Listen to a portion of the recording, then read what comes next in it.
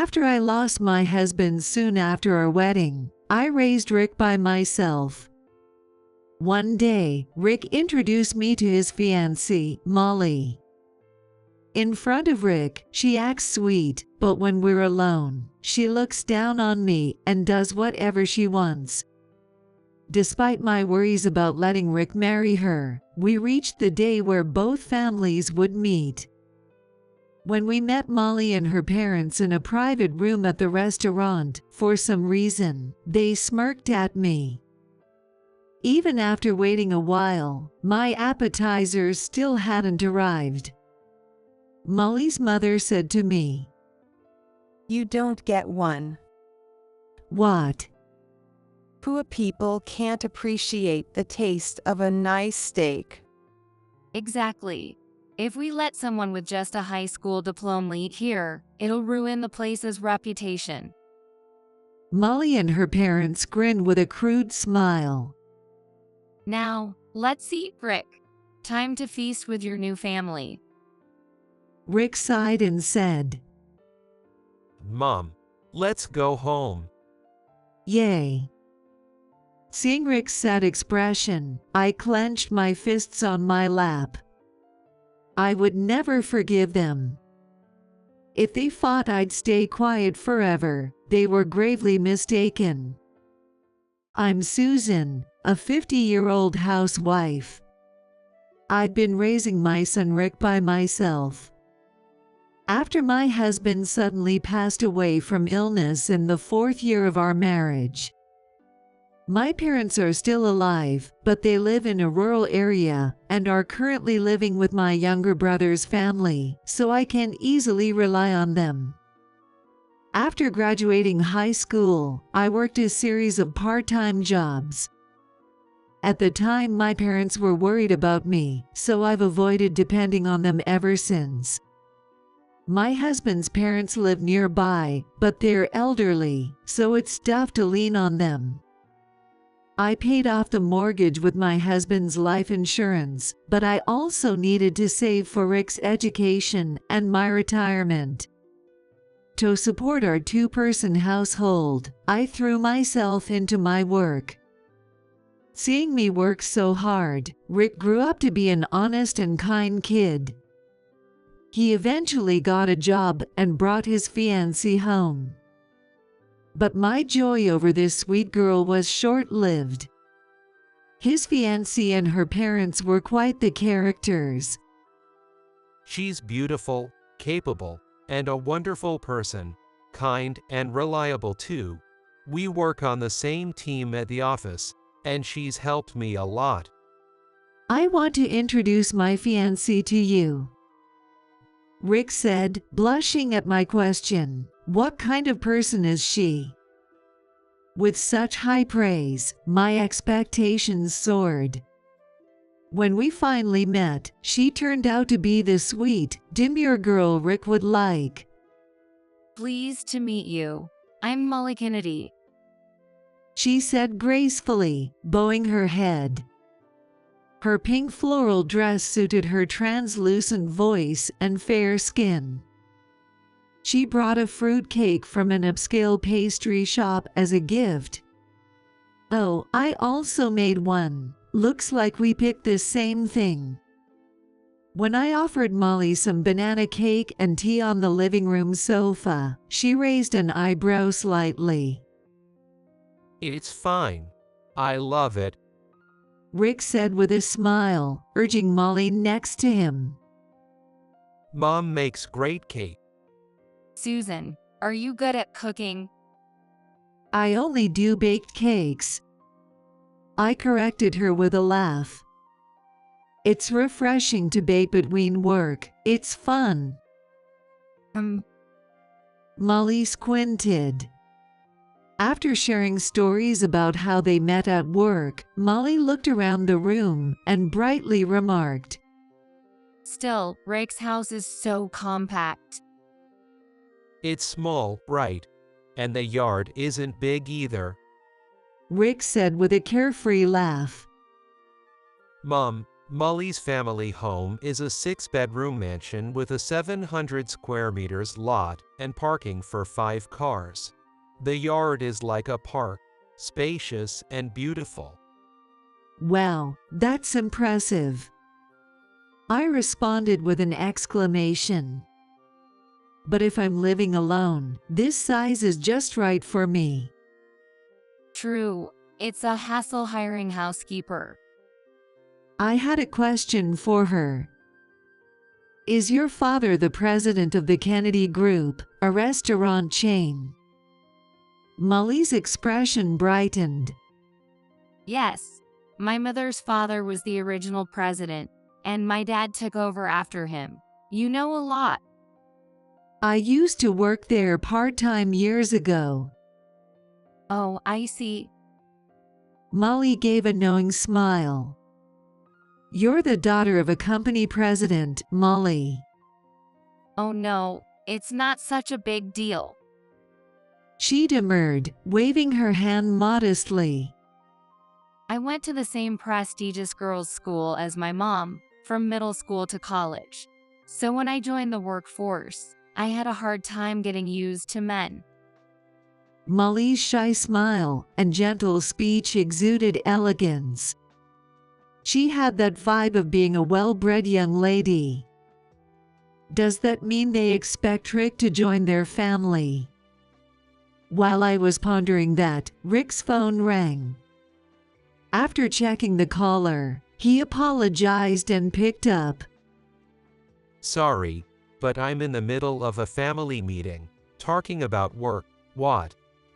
Rick's face went pale. I see, okay, I'll be right there. He hung up and apologized to us. Sorry, it looks like a coworker messed up a deal. Molly, I'll stop by the office and then come right back, so can you wait here? Molly was momentarily taken aback, but quickly put on a smile. Got it. Don't worry about me. Thanks. I'll be back soon, Mom. With his work bag in hand, Rick left the house, leaving Molly and me to share a vague smile. Spending time alone with someone I'd just met was awkward, especially given our roles as future mother-in-law and daughter-in-law. As I stood there unsure, Molly stood up, picked up the tray of tea and cake. Where do you throw away food scraps? The trash can is in the corner of the kitchen. Ignoring my puzzled expression, she hurried to the kitchen. Growing suspicious, I followed her only to see her toss my homemade cake into the trash. Molly emptied the tea into the sink and clattered the empty dishes onto the countertop. When I was taken aback, she said in a cold voice like a different person, This disgusting stuff makes me sick. Homemade cake is revolting. She glanced at the tea packages through the glass cupboard door and sneered. Unlike you commoners, I only drink the kind of tea served to the British royal family. This cramped house is already suffocating, and with this kind of food, I could vomit. Leaving me standing in the kitchen, she stormed back to the living room. I followed her, still shocked, and saw her snapping photos of my home's interior with her phone and sending them to her parents. See, my mom and dad are laughing too. Look. She showed me her phone, and I couldn't believe my eyes at the messages. The taste of this commoner's home is hilarious. People actually live in a house that small. Amazing. Can I take a picture of the garden? Must be easy to maintain since you don't need a gardener. I'm so jealous. Until Rick returned home later, Molly continued to ridicule our way of life. I realized she despised me, looking down on me for being common. Despite her mockery of my home, she genuinely seemed to want to marry Rick, often asking me questions. I want to buy Rick a watch as his birthday gift. Does he have a preferred brand? What foods does Rick dislike? We're going out for a picnic this weekend. Though I was appalled by her nerve, I answered her kindly each time, not wanting to create tension between her and Rick. One day, Molly called me. Rick's been asked to organize his high school reunion. He wanted to check his yearbook at your place, but he just got a sudden business trip, so I'll come to get it for him. Dreading her visit, I reluctantly agreed. To avoid any complaints, I prepared premium tea and cookies from a traditional brand, but to my surprise, Molly brought her mother along. Nice to meet you. I'm Karen, Molly's mother. With her permed long hair and strong perfume, Karen was heavily made up and looked much younger than her age. Molly, why did you bring your mother? I asked curiously. Mom wanted to see a small commoner's house. Sorry for dropping by like this. Karen said with a grin. Your house has 4 bedrooms, right? All my friends live in luxury high-rise apartment and upscale neighborhoods. When Molly told me about your place, I got curious and wanted to see it with my own eyes. I was speechless at their rude remarks, while Molly listened with a smile beside her mom. What do these two think other people's homes are for? That pissed me off, but I can't be bothered to refuse them. I reluctantly invited them in. Sure enough, Molly and Karen rummaged through the house, barely focusing on their original purpose. Without my permission, they opened the bathroom, toilet, and hallway closets, gasping with amazement. Oh my, this bath doesn't even have a jacuzzi, and it's so tiny, you can't possibly relax in here. It's okay for me. I forced a smile despite my witching cheeks. This garden is smaller than our entrance hall. Is there any point to it? If it's too big, it's hard to manage. Oh, you can't afford a gardener, right? Then it can't be helped. After criticizing my house from every angle, Molly and Karen sat in the living room, enjoying tea and cookies while chatting. I was horrified thinking Rick grew up in a dump, but it's better than I expected. Really? But isn't it still cramped? Karen chided Molly's protests. Well, but calling it a kennel is too harsh. Our Carlos room is 20 square meters. Oh, right. Barely containing my anger at their insults, I watched the two finish their tea and stand up, smiling at me. Thanks for letting us see something unusual. We had fun. It was a good way to kill some time, wasn't it, Mom? I could never live here, but coming by sometimes would be all right. I'd never want to live with a daughter-in-law like you either. Swallowing my words, I mustered a fake smile. I'm glad you liked it. Don't forget Rick's yearbook. I got it right here. Molly held up the yearbook she took from Rick's shelf and left with Karen. After they left, I sank into the sofa, exhausted. The fatigue washed over me all at once. Rick's simple nature probably meant he was completely fooled by Molly's sweet act. Is he really going to be all right marrying her? Worry flooded my mind, but thinking of how hurt Rick would be if he discovered her true nature, I hesitated to speak up and time passed by. One day, Rick contacted me. We want to have the families meet at the end of the month. Does that work for you, Mom? I'm free on weekends, so whenever is fine. Feeling curious, I asked. You've already met Molly's mother, right? Yeah, she's bright and pleasant.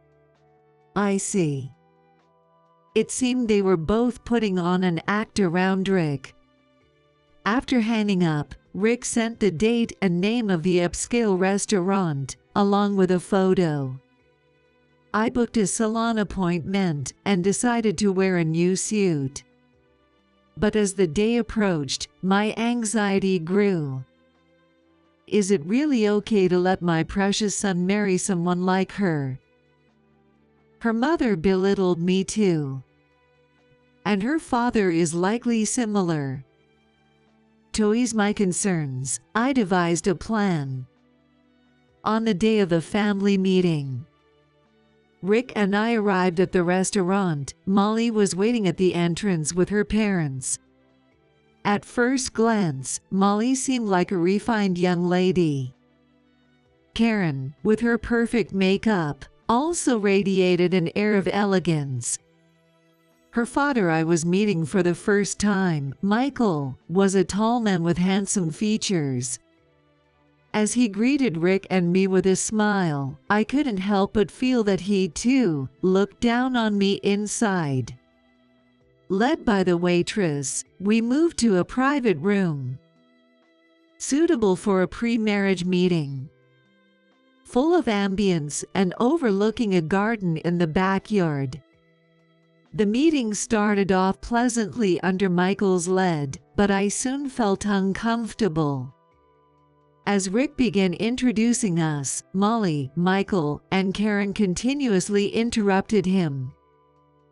My mother lost my father after 4 years of marriage and raised me on her own. Such a boring story. Who cares? Look at this instead, Mom. Molly interrupted, flaunting her engagement ring to Karen and Michael. They both burst into excitement. No, that's the designer brand Molly loves for her engagement ring. Molly is so loved. Michael, crossing his arms, bragged as if it was his own achievement. I heard Rick was a rising star when I did business with his company. He's a senior manager at such a young age, isn't he? I'm proud of him. Oh, it was just that a recent project went well. And that was thanks to the advice I got from my mom. As Rick modestly deflected, Karen leaned in. Among all the young employees at headquarters, he stands out a head above the rest, doesn't he? Straight on the elite track. Molly, you've snagged a good one. Right? Graduated straight from that prestigious university. Rick is definitely a match for me, a president's daughter. Michael, laughing heartily, slung an arm around a bewildered Rick.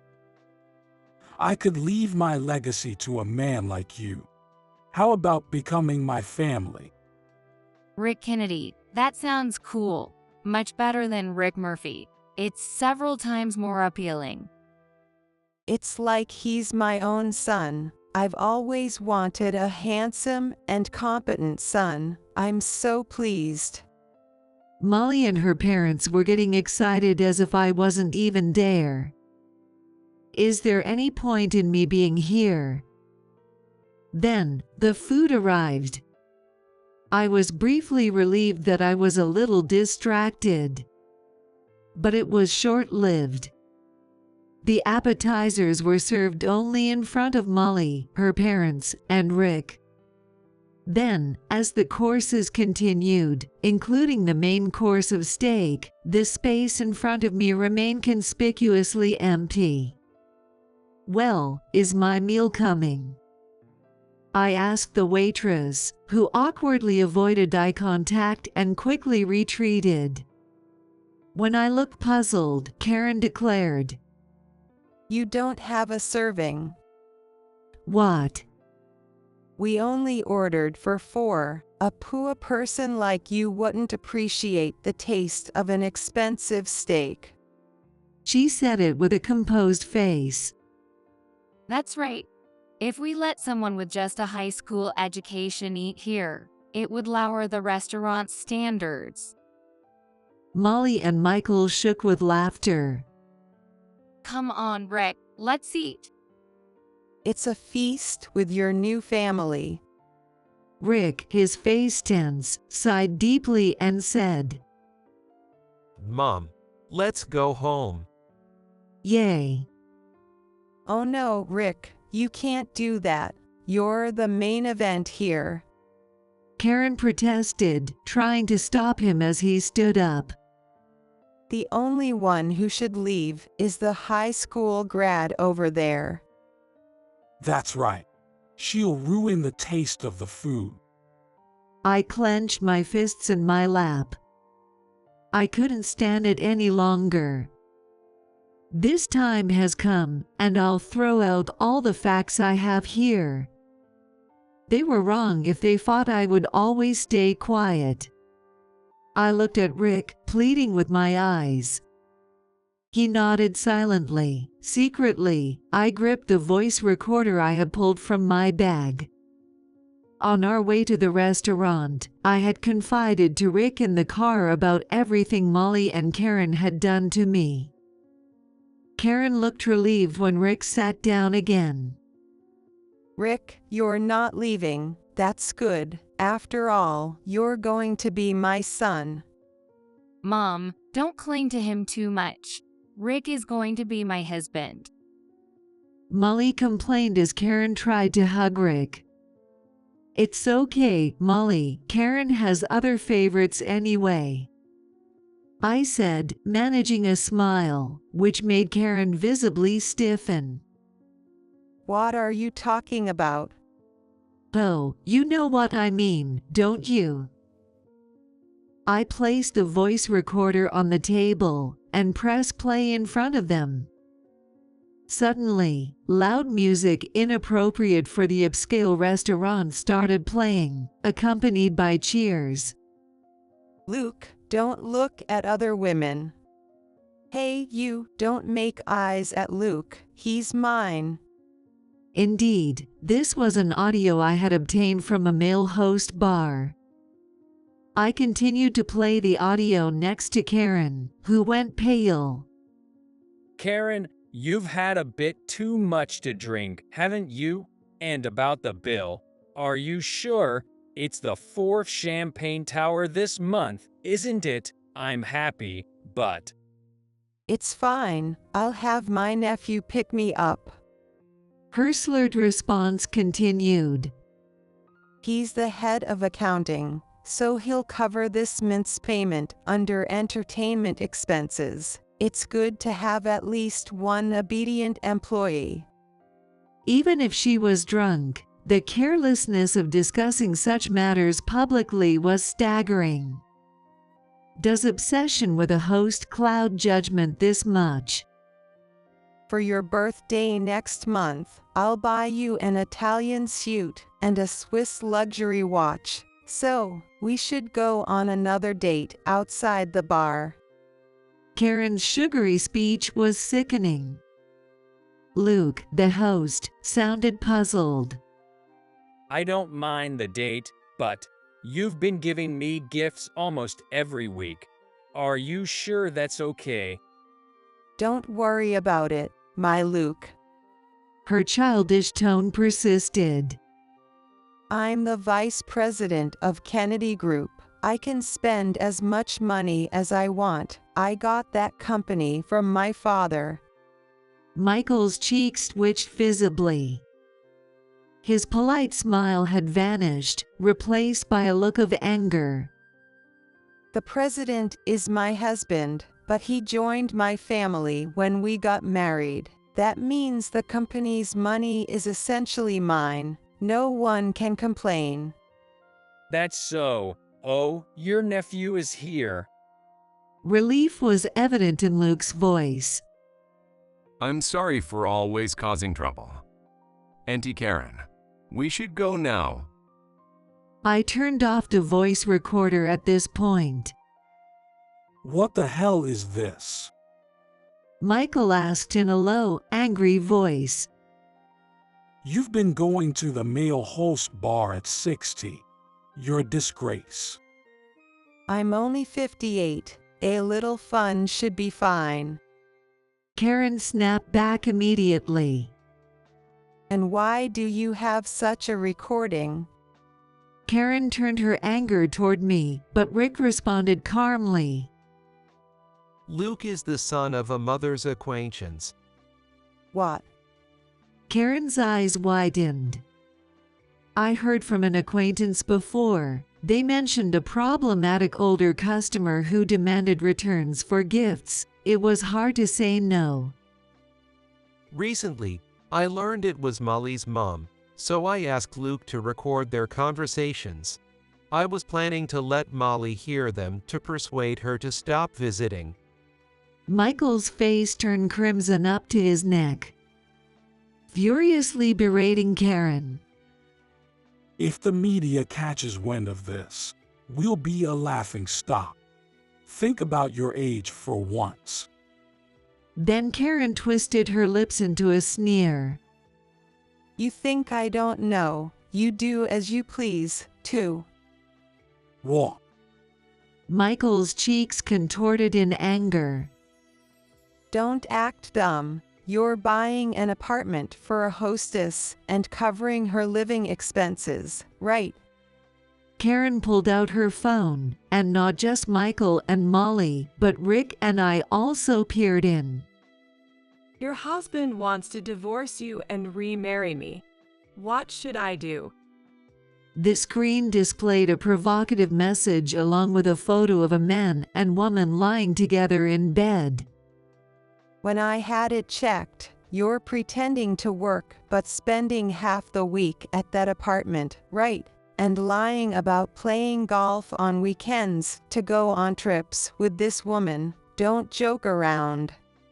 She hurled her phone into a corner of the room, shouting, What a cocky bar girl. If you have money to play around with, you should give me more. Who do you think got you to where you are now? You're always so noisy. Michael bellowed back. You keep mocking me for being a son-in-law. It's not thanks to you. It's your father who's the significant figure. Just because you were born into money doesn't mean you can strut around. It's disgraceful. The noise was likely audible outside the room. A waitress peered in through a slightly open door, quickly withdrew, perhaps deciding it was better not to escalate the disturbance. The 4 premium steaks on the table cooled down. Sorry, Rick. Molly said, shoulders slumped as her parents argued. My parents are like this, but my feelings for you are real.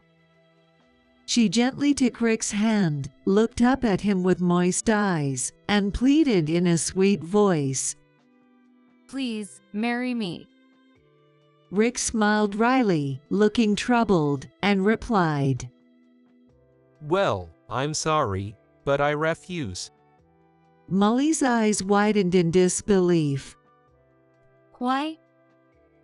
Well, because you don't really love me, do you? Rick wore a self-deprecating smile. No, Rick. Do you want me to say I love you in front of everyone? Oh, you're so cute. Rick firmly told her. You were flirting with 10, no, 20 younger co-workers from different departments, right? I don't know about that. As Molly's complexion changed, Rick played a recording from his phone. Both parents momentarily paused their argument to watch the unfolding drama. Yes, during overtime. Molly kept persistently approaching me. She confessed, but when I said I had a girlfriend, she snapped back. She said, I'm the better woman, choose me. She invited me on an overnight trip. You're engaged to Rick, right? I asked, and she said, a little cheating is fine. She yelled at me. When I mentioned alternating baby care shifts with my wife, She suggested an affair as a change of pace. I don't understand. As testimony after testimony emerged, Molly froze. I told them to keep quiet. They went and consulted Rick anyway. After a moment of silence, Molly muttered resentfully. Just the other day, I heard from a supervisor that co-workers were struggling to talk to me about it. That's why I spoke to them personally and decided to confront you with the recordings. Rick continued in a calm tone, providing clarity amidst the chaos. Molly, when I first joined the company, you seemed indifferent to me. But a year ago, you invited me to dinner, and since then, you've been coming on strong. I was glad, but something felt off. That's because I suddenly fell in love with you. That's how love works, right? You were interested in my title, weren't you? He said, smiling sadly. Even after hearing the testimony, part of me wanted to believe in you, Molly. But today, after seeing how you treated my mom, my feelings are completely gone. Seeing Molly panic, her parents lamented loudly. You're hopeless. Rick Murphy is a promising candidate, and marrying him would benefit our company. We told you to win him over. But Rick is too serious. So boring. Molly pouted. I'm cute, so I can have a little fun, right? Then go to a host bar. The people at work would find out immediately. Their off-track conversation made me press my temples. The whole family is just awful.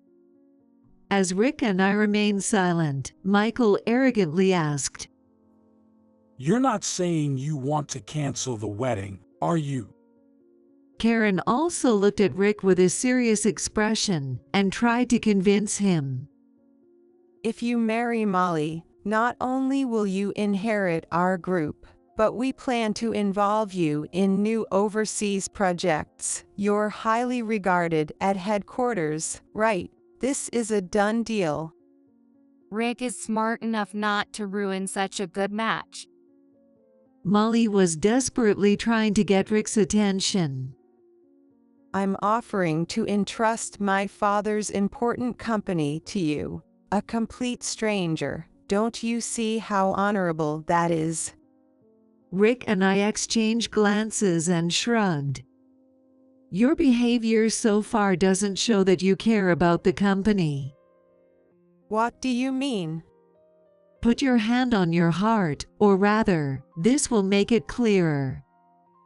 I placed a voice recorder on the table and played the continuation of the conversation from the host bar that had been interrupted. Auntie Karen, let's stop coming here for a while.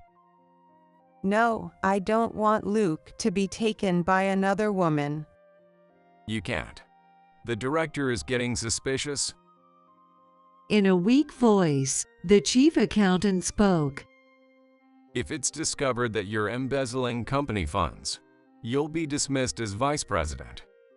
I'll lose my job for letting it slide, too. Don't worry, all of our board members are idiots. They won't notice. Did you embezzle company funds? Michael glared at Karen with an intense expression. Even she was now pale. Molly looked at her mom in disbelief. Karen opened and closed her mouth several times before glaring at me, shouting angrily. This conversation was in the car on the way back, right? How did you get this? The chief accountant recorded it on his phone. When I revealed this, Karen blinked in shock. You knew my nephew. It wasn't the chief accountant but another executive I met through work. I clarified. A while back, he looked troubled, so I asked him what was wrong. He confided about the embezzlement issue he had learned from the chief accountant. Karen's eyes widened in shock. Did he reveal it himself? So his sudden resignation wasn't for health reasons. He couldn't bear the guilt any longer. Once the evidence is all lined up, you'll be ousted as vice president as well. I continued, watching as Karen gritted her teeth in frustration, while Michael and Molly looked on with sour expressions. Using company money for your escapades at the male host bar, you foolish woman. Mom, that's the worst. It will eventually be my company. Enough from both of you. Karen snapped back. If you had let me spend freely, I would have managed within my allowance. I'm not to blame here. It's your fault and the board's. Turning to glare at Molly, she accused. It's because Molly is so foolish that we even had to consider bringing in a son-in-law. If we left it up to her, she'd run the company into the ground in no time. That's awful, Mom. I see, I said, drawing their attention. Molly's involvement in the company wasn't to gain work experience but to snag a husband. And what's wrong with that? A low-educated poor person like you wouldn't understand our struggles. I replied with a smile. Well, I wouldn't know about that. Things will probably get a lot tougher for you, but do try your best. I imagine the company will collapse now that I've pulled out. Oh, how dare you act all high and mighty? Who do you think you are? Karen exploded in anger. Don't worry about us. We have renowned investors backing us. Rick then spoke to me softly. When you took over the company from the previous generation, my mom wondered if the second generation would be okay. She decided to watch over things. That's right. I thought we'd see how things went, but it didn't even last 10 years.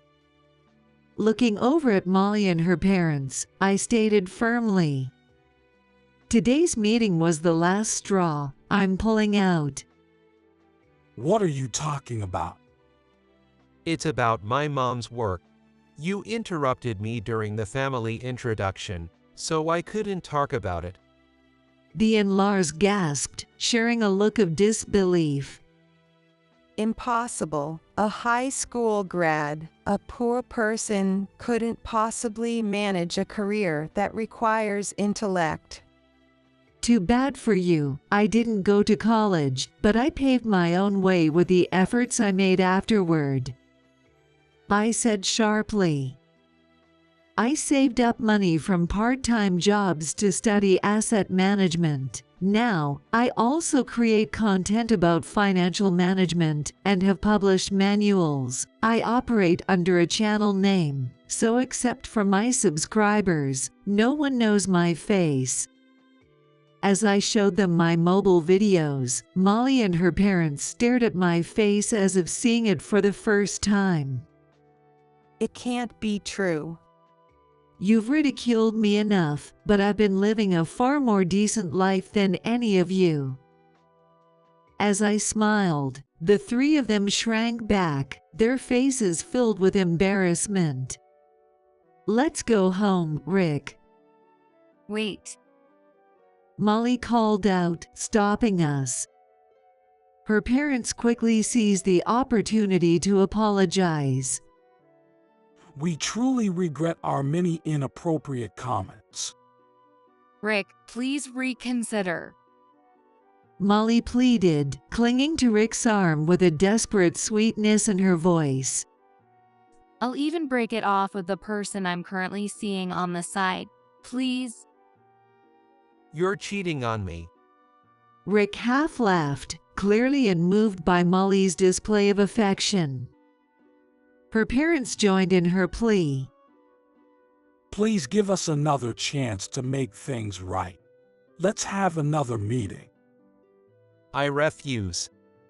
Rick stated coldly. I won't demand any compensation for this broken engagement, but let's not meet again. Please don't even speak to me at work. But Suddenly, Karen stood up, her face contorted with fury as she berated Rick. How dare you, the son of a poor man, refuse an engagement like it's beneath you? You should be grateful for the attention. Hey, stop. Michael tried to intervene, but Karen brushed him off, raising her voice even louder.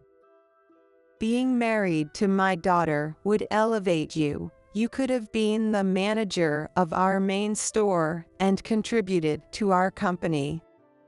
Please stop it. Mom, that's enough.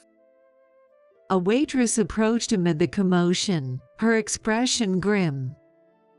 Please, could you keep it down? You're disturbing the other customers. How dare you speak to me like that? Who do you think you are to order me around? Karen shouted back at the waitress, who quickly retreated. As we tried to calm Karen, police officers arrived. You're under arrest for causing a disturbance. What? I haven't done anything. Other customers complained that it was too noisy. 2 policemen seized a violent Karen and took her out of the crowded store and to a police car. Michael and Molly went to the police station for questioning, while we left the restaurant, apologizing to the staff for the unpleasant scene. Karen was only reprimanded by the restaurant due to it being her first offense. However, the incident was widely reported online, exposing her embezzlement and extravagant spending at host bars. The resultant public backlash led to a significant drop in customers, forcing many of the company's restaurants to close. 6 months later, the company declared bankruptcy. Currently, Michael and his relatives are scrambling to secure funds for a potential recovery. Karen has lost trust among her family and faced a divorce from Michael. Although she received half of their assets, she had to use them to repay the embezzled funds, leaving her without any disposable income. Forbidden from visiting host bars and unable to maintain her lavish lifestyle, Karen has aged significantly. She now lives with Molly in an apartment, and their relationship has deteriorated into constant quarrels. Molly, after being reprimanded by her boss for aggressively pursuing multiple colleagues, submitted her resignation. Struggling to find a steady job, her reputation often precedes her, making it difficult to maintain employment. Rick, meanwhile, has moved on from the ordeal. Valued by his superiors and beloved by colleagues, he's thriving in his career, taking on significant projects and progressing well on his professional path. As a mother, my primary concern is for Rick's well-being. I hope he takes care not to overwork himself. Now, I optimistically wait for the day when Rick introduces a genuinely kind and beautiful young woman, both inside and out, to me.